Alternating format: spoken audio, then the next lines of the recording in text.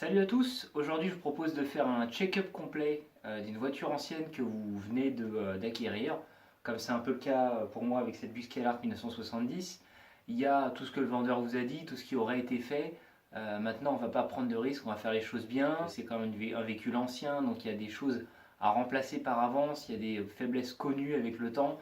Je vous propose de faire un petit passage en revue, un petit tour des pièces, des choses que j'ai l'habitude de vérifier voire remplacer quand je ne connais pas le véhicule et que je veux repartir à l'esprit tranquille.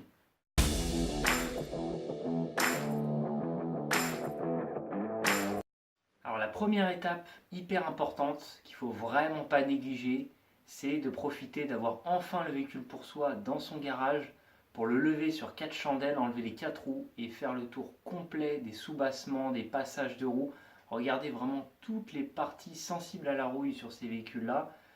Des choses qu'on ne peut pas forcément faire le jour de la visite, au moment de l'achat. On est obligé de regarder assez vite, assez grossièrement. Donc là, il faut vraiment profiter pour peaufiner, démonter tous les chromes comme je l'ai fait sur cette Buick. Parce que c'est souvent derrière ces chromes que se niche la crasse, l'humidité, le sel.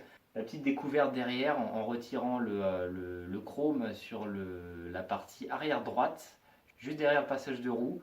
Une partie très sensible à la corrosion, c'est vraiment bouffé par la rouille. Donc on peut y passer quasiment au tournevis. Du coup, je vais être obligé de faire intervenir un carrossier.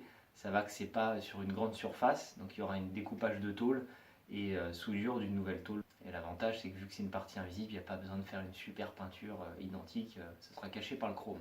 Hyper important, passer en revue tous les soubassements de la voiture, vous allez chercher tous les recoins. Si vous voyez qu'il y a un peu de goudron, un peu de peinture ou quelque chose qui a été mis par-dessus, parce que c'est aussi la spécialité de beaucoup de vendeurs un peu scrupuleux, c'est de cacher la rouille sous un bon tas de produits soi-disant anti-rouille, anti-gravillon. Et en fait, ça paraît clean par-dessus et en dessous, c'est pourri, donc faut pas hésiter à gratter.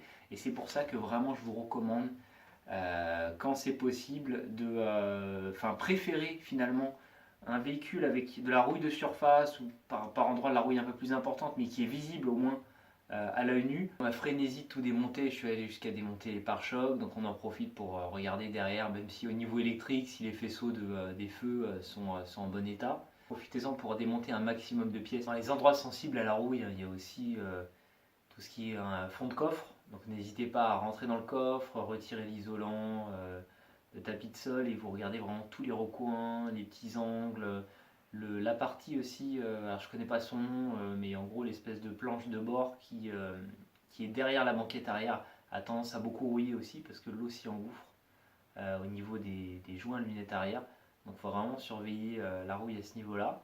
À l'intérieur aussi, n'hésitez pas dans l'habitacle à retirer la moquette et à regarder l'état en dessous. À vérifier l'état de la ligne complète, hein, de bout en bout, c'est souvent rouillé. Tout ce qui est fixation d'échappement ou de câblage ou d'autres choses, vraiment à vérifier tout le long. Quand c'est des véhicules qui ont été bricolés aussi, il peut arriver de voir des câbles dénudés ou des installations de sonos un peu foireuses. Passer en dessous de la voiture, c'est aussi l'occasion de vérifier qu'il n'y a pas de fuite au niveau mécanique, au niveau du pont, au niveau de la boîte, du moteur. Essayer d'identifier la source de cette fuite.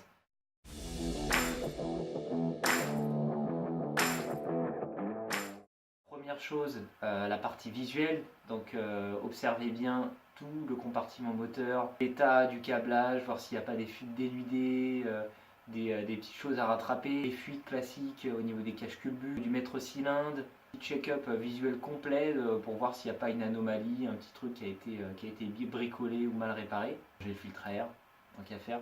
On entre dans la mécanique pure et dure, hein. Forcément les classiques, les vidanges, donc vidange huile moteur avec remplacement de filtre, vidange huile de boîte avec remplacement de filtre, éventuellement vidanger le pont. C'est les b.a-ba pour être tranquille. Pour changer tout ce qui est sonde, parce que vous n'êtes jamais sûr de leur efficacité, de leur bon état, et c'est quand même hyper important de savoir que vous avez la bonne pression d'huile, la bonne température d'eau.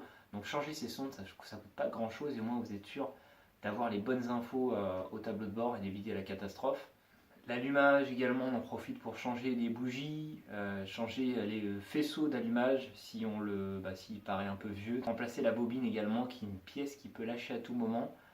Si l'ancienne est encore fonctionnelle, vous la gardez dans le coffre, ça peut toujours dépanner. Changer aussi directement toutes les courroies, ça coûte pas grand chose, c'est pas très compliqué à faire. Donc allez changer les courroies, franchement vous serez plus tranquille.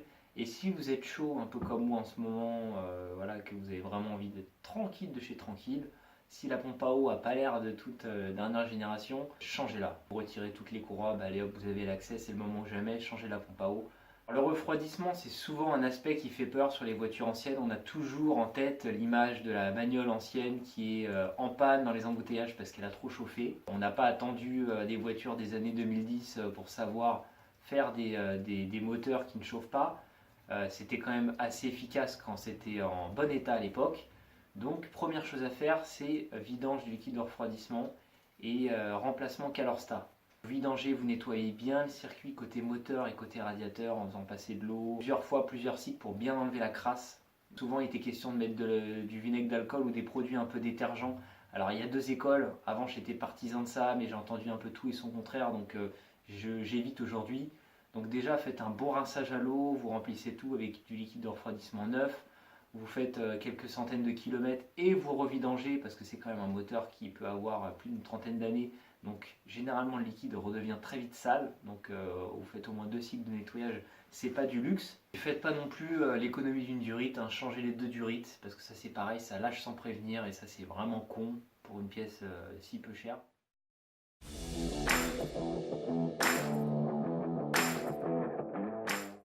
J'en profite aussi pour faire une aparté sur tout ce qui est voyant de pression d'huile, sonde de température d'eau. Le souci qu'il y a sur beaucoup de véhicules anciens comme cette bus Skylark, c'est que souvent l'instrumentation complète était une option qui n'était pas forcément répandue en fonction des modèles. Et du coup, vous n'avez pas la vraie information de pression d'huile, de température d'eau et j'en passe. Vous avez juste ce qu'on appelle, ce qu'on surnomme les idiot lights. C'est juste un voyant qui vous dit en gros quand c'est trop tard, d'où le nom idiot light. Si vous êtes un peu parano comme moi, que vous n'avez pas envie de foutre en l'air la mécanique à cause d'une mauvaise info au tableau de bord, je vous recommande d'installer des jauges additionnelles, alors proprement si vous voulez pas trop défigurer l'intérieur de la voiture. Donc, il y a des petites jauges qui s'intègrent assez discrètement, type autometteur ou j'en passe. Et l'idée du coup c'est de pouvoir vraiment contrôler avec exactitude la température d'eau, voir s'il y a une évolution quoi, et pas juste être au courant quand c'est trop tard.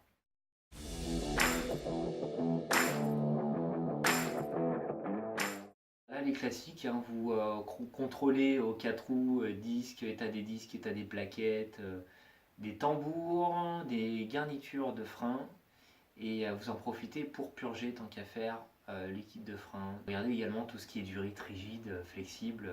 Généralement les flexibles sont nazes et peu de gens se prennent la tête à les changer parce qu'avec le temps ils rouillent, ils ont du mal à sortir.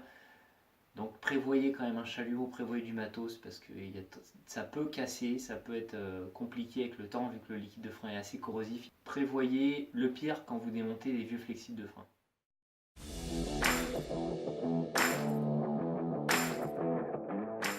On rend des pièces aussi souvent très négligées par les anciens proprios, c'est toutes les pièces de train avant, les cylindres blocs, les biellettes, les rotules et j'en passe.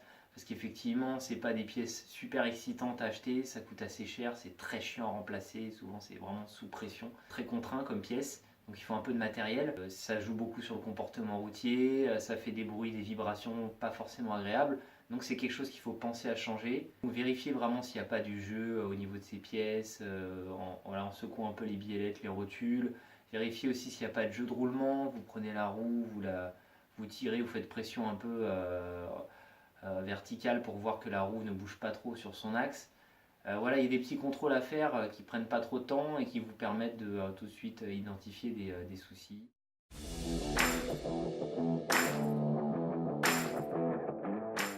Autre aspect souvent négligé, les pneus. Pareil, c'est pas forcément l'achat le plus excitant, c'est assez coûteux. Quoique aujourd'hui les prix ont vachement baissé grâce à des sites comme Allo Pneus, 1, 2, 3 pneus et j'en passe, on peut trouver pas mal de pneus à des prix corrects. Les vieilles américaines comme celle-là, on est sur des montes assez standards, assez classiques, donc les prix sont pas trop explosifs. Après, si vous voulez effectivement des pneus à filet blanc, à liseré blanc, il y a une bonne gamme assez correcte, c'est les Maxxis M1 qu'on trouve assez facilement sur internet. C'est plutôt des bons pneus. Après, il y a aussi tout ce qui est pneus à lettrage blanc qui sont assez recherchés. Là, j'ai pas trop de recommandations à vous faire. Il y a un peu de tout et là, les prix augmentent un peu plus. Vérifiez l'état d'usure du pneu, hein, c'est classique. Hein, vous avez un petit indicateur sur la bande de roulement. Et puis vous faites un peu le tour de chaque pneu, regardez s'il n'y a pas de boursouflure suspecte, de petites entailles. Et puis surtout, vous avez un petit code dessus qui permet généralement d'identifier l'année de fabrication du pneu.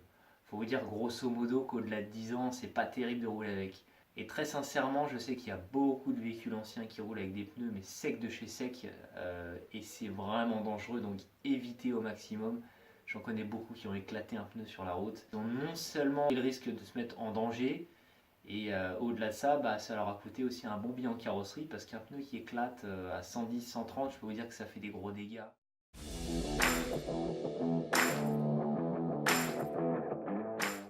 Dernière chose sur lesquelles on se fait avoir, parce qu'il suffit comme moi que vous ayez encore très peu roulé avec et toujours avec une belle météo, les essuie-glaces. C'est bête mais on n'y pense pas toujours et c'est souvent le jour où une grosse tempête vous tombe sur la tronche que les essuie-glaces ne fonctionnent pas ou que les balais sont complètement nazes. Du coup, vous voyez plus la route, tout simplement. Testez aussi la pompe à lave-glace.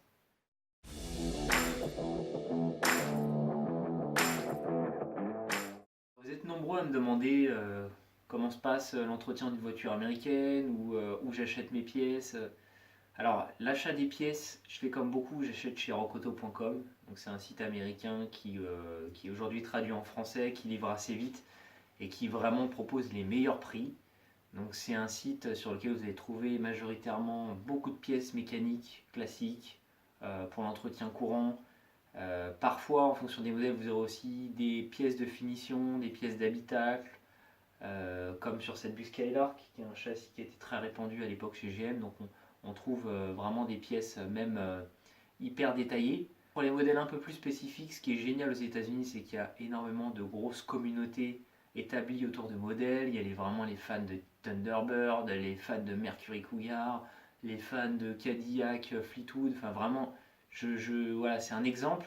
Du coup, il est très fréquent en cherchant un peu sur Google de trouver carrément des spécialistes aux États-Unis qui font vraiment qu'une marque ou qu'un modèle et qui vont pouvoir vous dépanner de pièces de finition, des pièces de carrosserie, soit des pièces reproduites quand il y a nécessité, quand il y a une demande auprès d'une clientèle, dans certains cas, soit ça va être de la pièce d'occasion qui seront peut-être en mesure de vous fournir.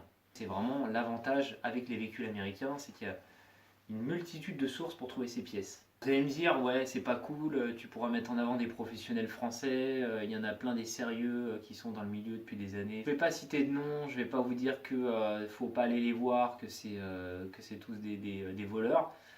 Il y a certainement des très sérieux, il y en a qui font certainement des prix honnêtes. Mais aujourd'hui, j'ai vu vraiment la différence. Au niveau tarif, on arrive difficilement à avoir mieux que Rocoto.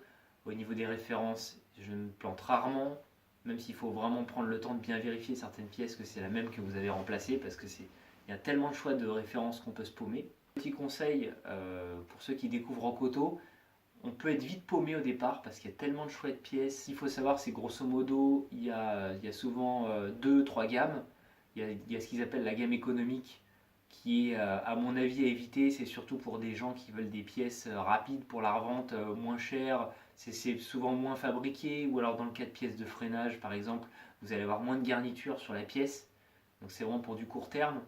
Bon, souvent en plus l'écart de prix il n'est pas énorme, donc autant prendre la gamme classique, gamme origine. Il y a aussi ce qui s'appelle les gammes performance ou plus solides ou autres. Bon, là c'est assez aléatoire, je ne saurais pas vous dire. Mais moi, à titre personnel, je choisis la gamme origine où en général j'ai pas de surprise. Au niveau des marques, tant que possible, quand l'écart de prix n'est pas trop énorme, j'essaie de privilégier des marques assez connues comme AC Delco, comme Motorcraft. Alors, je passe pas systématiquement par des professionnels américains. Il y a certaines pièces, certains moments où où j'ai fait appel à des professionnels français. C'était le cas pour mon radiateur. Je vous en avais déjà parlé dans une précédente vidéo, mais voilà, il fuyait de partout, il avait été rafistolé. Enfin, il était vraiment à remplacer ou à refaire. Et sur Rocoto, vous trouvez pas mal de radiateurs pour moins de 200 balles. Le souci, c'est que la qualité n'est pas du tout au rendez-vous. C'est vraiment les radiateurs actuels, ils sont d'une qualité vraiment inférieure au niveau de la fabrication, au niveau des matériaux. Du coup, là, c'est du bon vieux radiateur en cuivre bien costaud. Une fois que c'est bien refait, franchement, ça vous suit toute une vie.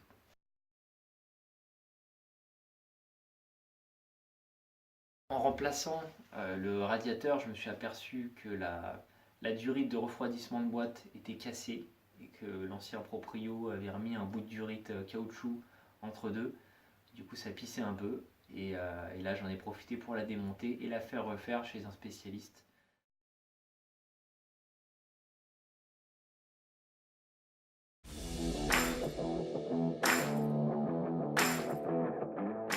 Après, il y a pas mal de détails que j'ai certainement oubliés, mais grosso modo, voilà ce que je vérifie pour être vraiment l'esprit tranquille quand je prends la route avec ma voiture ancienne.